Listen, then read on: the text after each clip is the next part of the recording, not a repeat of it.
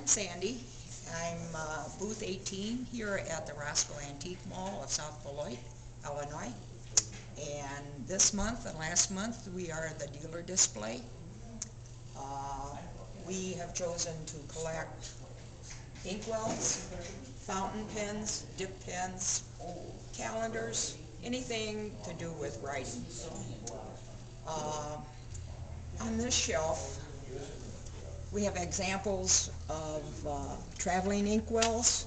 Most of these are from the Civil War period. Any number of different dip pens. These are also usually used in lap desk. On this shelf, it's mostly double inkwells. We tend to focus on the cast iron version.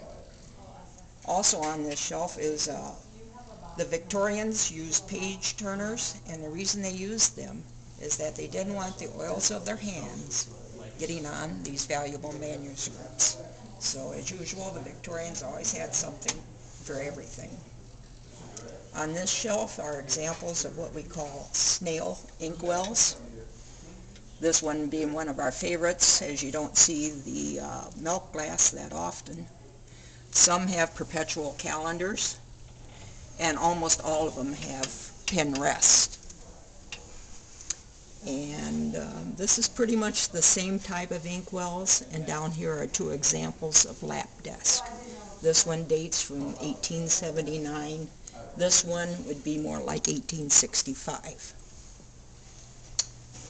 With regards to fountain pens and the dip pens, some of the examples that we have really enjoyed collecting have been in the area of what they call mechanical bridge pencils and dance card pencils. A lot of them have a stone or maybe just glass. They are telescoping.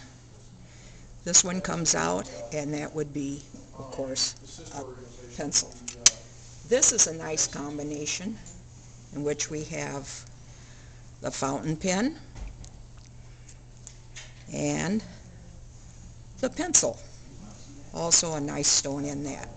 A lot of these were just hung on chains around women's necks, and they would have like a dance card, and they would keep track of who they would be dancing with next. This type would be Civil War. It's a men's pen because you always expect to have a very large nib.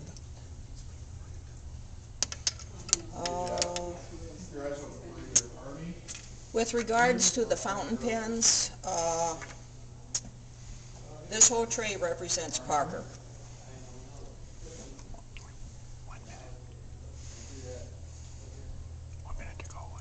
Oh, okay. This one, even though it looks like it would have been a cartridge pen, it really is from the 1967s. It's just pre-cartridge. Down here we have a pen wipe, which is a Bradley Hubbard. A lot of times you don't see these. These are often missing in the sets. And one thing that is often mistaken for like a manicure tool is an ink eraser. And sometimes that has a beautiful stone on it too.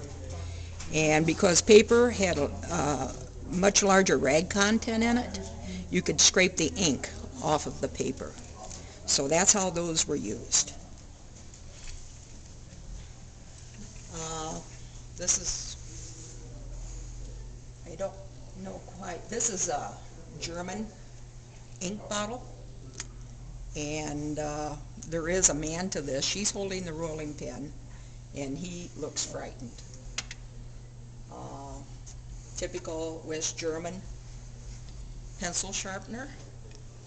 So it really is a potpourri of many items that we have taken interest in and have purchased. And that's about it.